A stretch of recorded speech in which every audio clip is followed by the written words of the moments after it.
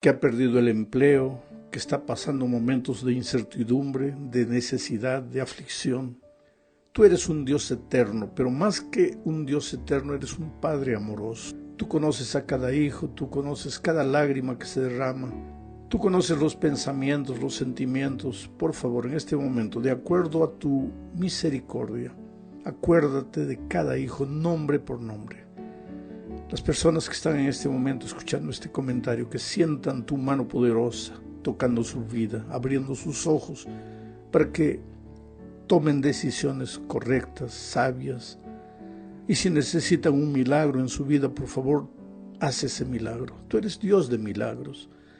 Cuando leemos la Biblia vemos lo que hiciste en momentos de extrema necesidad de tu pueblo. Hoy día tu pueblo necesita de ti. Tus hijos necesitamos de ti. Muéstrate, Señor, en nuestra vida, en la plenitud de tu poder, en el nombre de Jesucristo. Amén.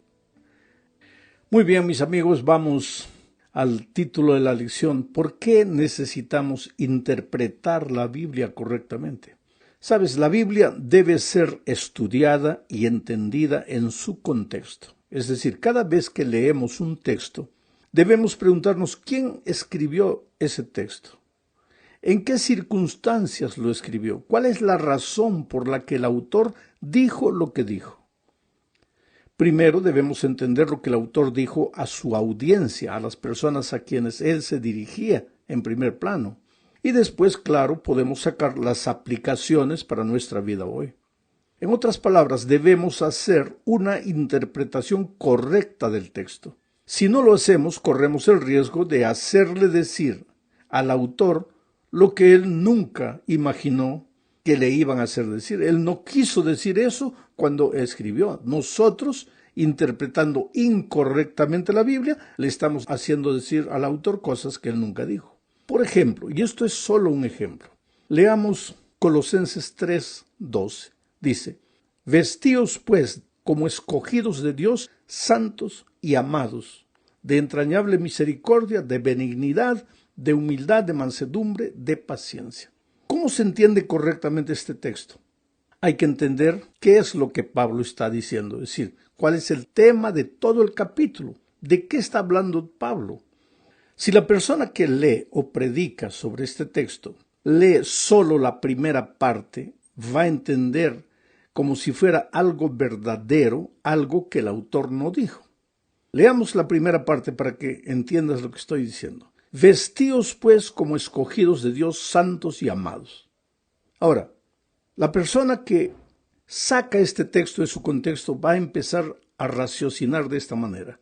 ¿Y cómo se visten los escogidos de Dios, santos y amados? Porque aquí Pablo dice, vestíos como escogidos de Dios, santos y amados. Entonces el lector le va a comenzar a colocar sus ideas.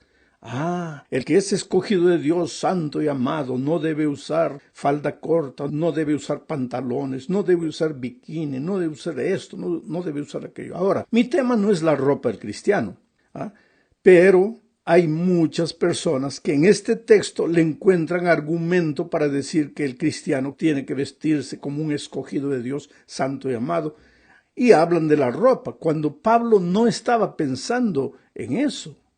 Pablo, si tú ves el contexto, está hablando del carácter. Por eso dice, vestíos pues como escogidos de Dios, santos y amados, de benignidad, de humildad, de mansedumbre, de paciencia. Eso no es ropa. Si tú vas a la tienda y le dices al vendedor, deme una benignidad blanca o una mansedumbre marrón, te va a mirar y va a pensar que está loco. Es que estas características que Pablo menciona aquí no son ropa. El tema de Pablo no es ropa. Pero muchas veces tú lees el texto y ya le aplicas eso a la ropa, cuando Pablo no estaba pensando de ropa en el momento que escribió el texto. Aquí te puedes dar cuenta de cómo es importante saber interpretar las Escrituras. No puedes ir a la Biblia con una idea preconcebida, tratando de encontrar apoyo en la palabra de Dios para tus ideas humanas. Bueno, esta semana veremos primero el asunto de las presuposiciones. ¿Qué cosa es presuposición? Lo que tú supones, lo que tú imaginas, lo que tú crees, lo que tú piensas. Tú no puedes ir a la Biblia, vuelvo a repetir, buscando argumentos que apoyen lo que tú piensas. En Lucas 24, 36 al 45 encontramos el relato de dos discípulos camino de Emaús. Cristo ya había muerto. Ellos sabían eso. Pero también ya había resucitado. Ahora, eso ellos no sabían. Y porque no sabían que Cristo había resucitado, se dirigían a Emaús tristes, apesadumbrados, frustrados. Creían que todo se había acabado. ¿Por qué? Porque basaban su esperanza en lo que ellos suponían y no en la palabra de Dios. ¿Qué suponían ellos? Que Cristo era el Mesías que había llegado para derrotar a los romanos y establecer su reino eterno aquí en la tierra. Pero ahora Cristo había muerto y ellos pensaban que su esperanza había sido vana. Entonces Jesús les apareció en el camino y les dijo lo que está registrado en Lucas 24, 25 al 27. Dice: «Oh insensatos y tardos de corazón, para creer todo lo que los profetas han dicho. ¿No era necesario que el Cristo padeciera estas cosas y que entrara en su gloria?» Y comenzando desde Moisés y siguiendo por todos los profetas, les declaraba en todas las escrituras lo que de él decían. En otras palabras, los discípulos no habían entendido lo que la Biblia decía, porque fueron a ella con una idea preconcebida. Ellos buscaron en la Biblia que existía en esos días, que básicamente era el Antiguo Testamento. Ellos buscaron solo los versículos que hablaban de la gloria eterna de Dios al final de los tiempos, pero dejaron de lado el largo proceso que llevaba al establecimiento de ese reino y que incluía la muerte y la resurrección. Entonces, estaban tristes, frustrados, porque como Cristo había muerto, pensaron, se acabó todo, porque nunca entendieron el verdadero mensaje. Ellos fueron a las Escrituras con ideas preconcebidas.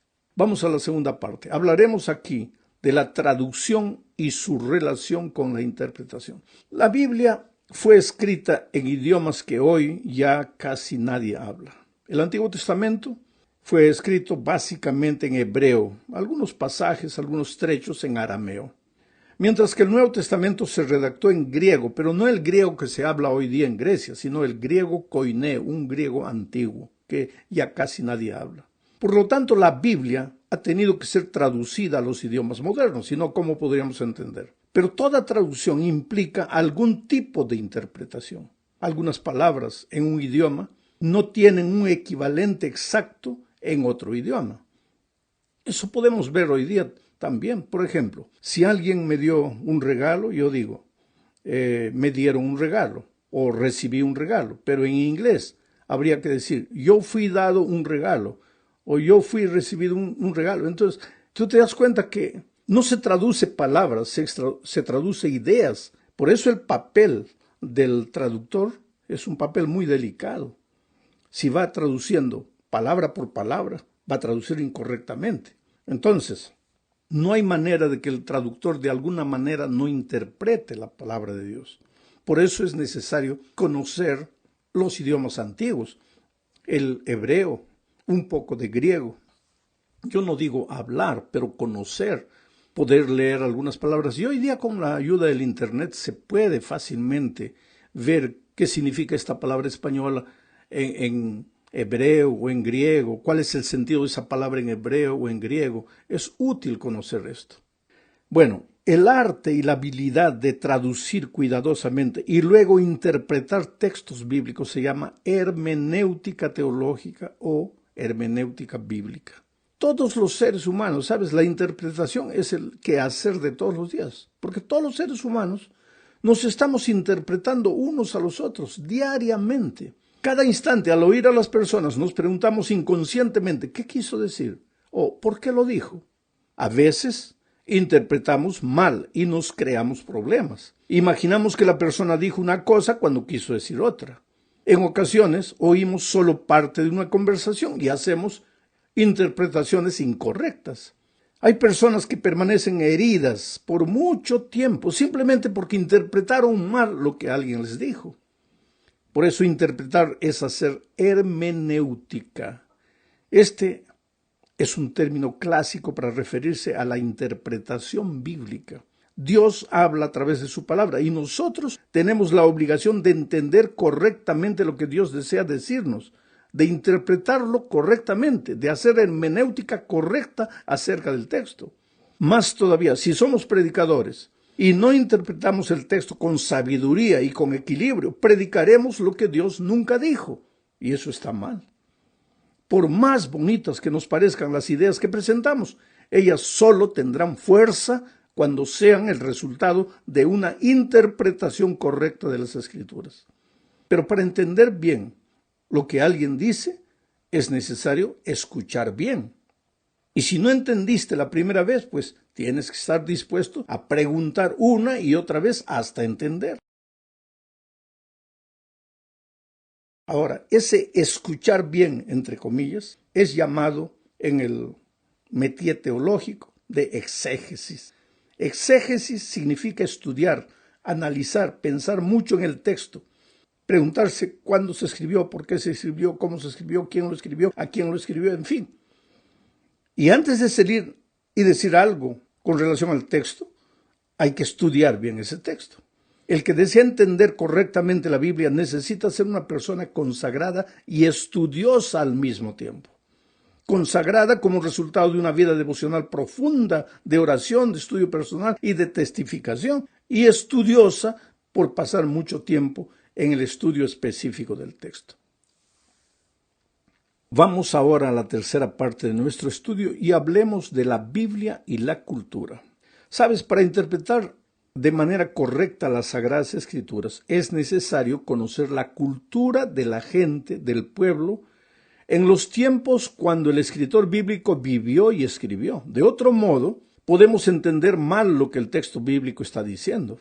Por ejemplo, la cultura hebrea atribuía la responsabilidad a una persona por actos que él cometió o muchas veces por actos que él no cometió, pero que permitió que sucedieran.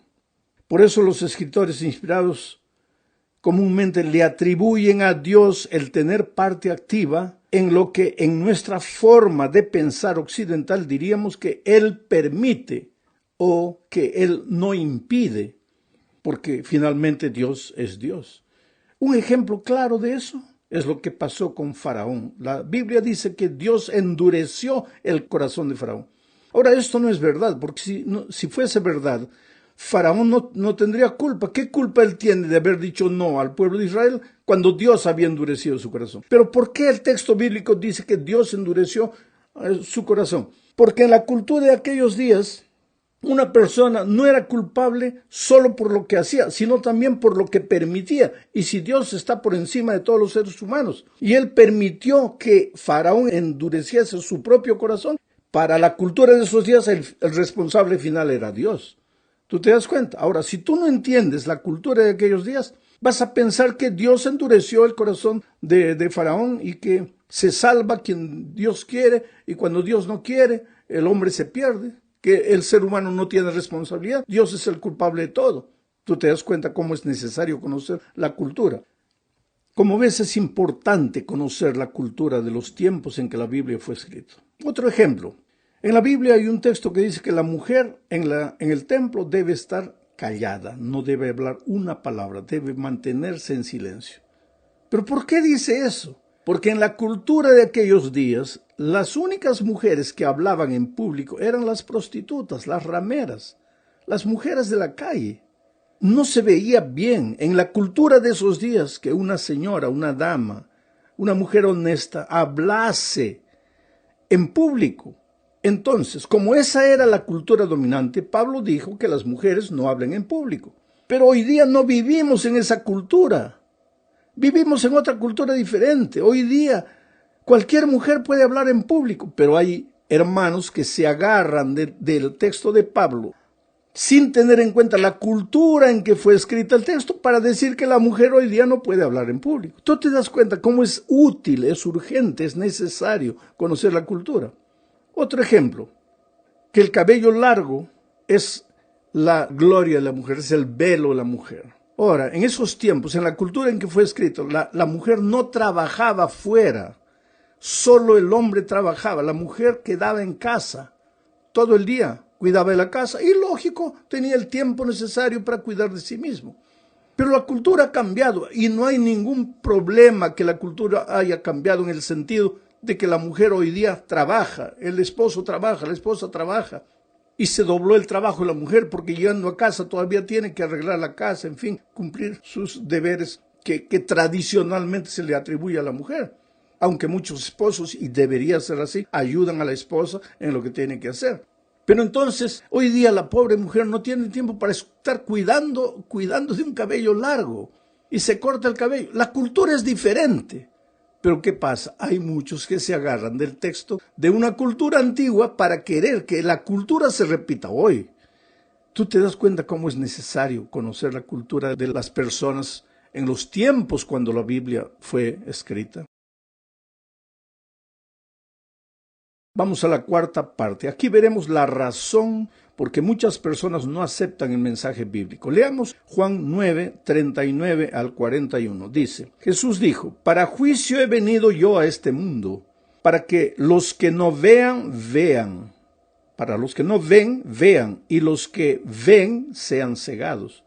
Entonces algunos de los fariseos que estaban con él al oír esto le dijeron, ¿acaso nosotros somos también ciegos? Jesús les respondió, si fuerais ciegos, no tendríais pecado. Mas ahora, porque decís, vemos, vuestro pecado permanece. Ahora, después de leer este texto, querido, mucho cuidado con condenar a los fariseos, porque de repente los fariseos somos nosotros. Jesús les habló en este texto a ellos, se refirió a ellos, pero se refirió a todos aquellos que creen que saben todo y no tienen necesidad de aprender. Los fariseos en aquellos tiempos creían que sabían todo y sin embargo no eran capaces de entender la verdad bíblica pura y cristalina. Sabes, generalmente la verdad pura es simple y sencilla y los que nos consideramos cultos a veces corremos el riesgo de complicar la palabra de Dios y perjudicar el entendimiento del pueblo. El problema no estaba con los fariseos, sino con la naturaleza humana. A la naturaleza humana, orgullosa, soberbia, no le gusta escuchar. Él quiere ser la fuente de la información, él quiere ser la fuente de todo. Pero el ser humano es una criatura dependiente de Dios. Nosotros, por ejemplo, los predicadores, somos herramientas en las manos de Dios. No tenemos que andar predicando lo que creemos, lo que imaginamos. Tenemos que ser suficientemente humildes para aceptar el plan de Dios para su pueblo y no predicar lo que nosotros creemos. Llegamos al fin de este estudio hablando de la importancia de la interpretación. Leamos Nehemías 8, 1 al 3 y después el versículo 8. Este texto se escribió cuando Nehemías ya estaba en Jerusalén de retorno, necesitaba desafiar al pueblo porque el templo no estaba siendo construido. La gente llegó a Jerusalén y se acomodó, cada uno veló por sus propios intereses y no estaban cumpliendo el plan divino. Entonces, dice el texto, y se juntó todo el pueblo como un solo hombre en la plaza que está delante de la puerta de las aguas y dijeron a Esdras, el escriba, que trajese el libro de la ley de Moisés. Este libro de la ley de Moisés no se refería a los 10 mandamientos, sino a todo el Pentateuco, inclusive dentro de él los 10 mandamientos. O sea, era la Biblia para aquellos días. El pueblo pidió a Esdras que trajese la Biblia de aquellos días, el cual Jehová había dado a Israel. Acá hay pensamientos interesantes. Primero, cuando quieres unidad, quieres que todo el pueblo se junte en la plaza unida en un mismo espíritu, trae la palabra de Dios. Segundo, cuando leas la palabra de Dios, la gente, si quiere entender realmente el mensaje, tiene que entender que quien dio esa palabra es Dios y no es el hombre. Sigo leyendo. Y el sacerdote Esdras trajo la ley delante de la congregación, así de hombres como de mujeres y de todos los que podían entender, el primer día del 7º mes, y leyó en el libro delante de la plaza, que está delante de la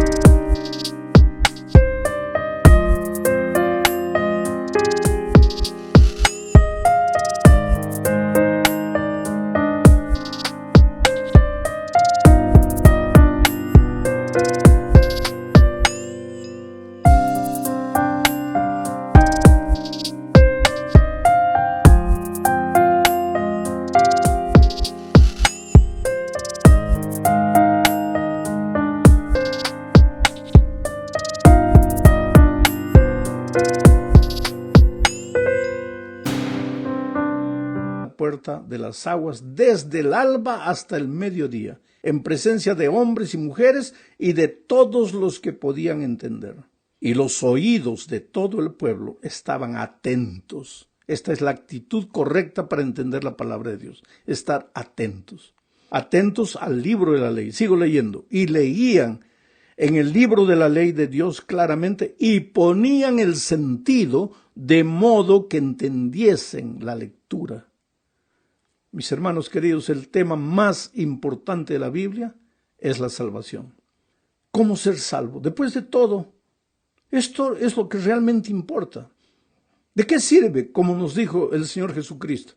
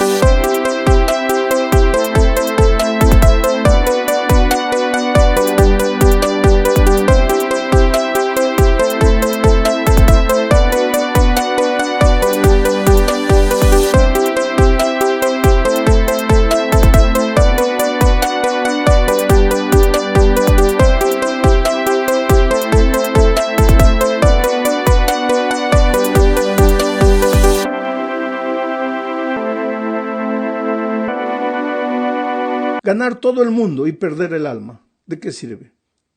Pero saber lo que la Biblia enseña acerca de la salvación depende mucho de la interpretación que hagamos.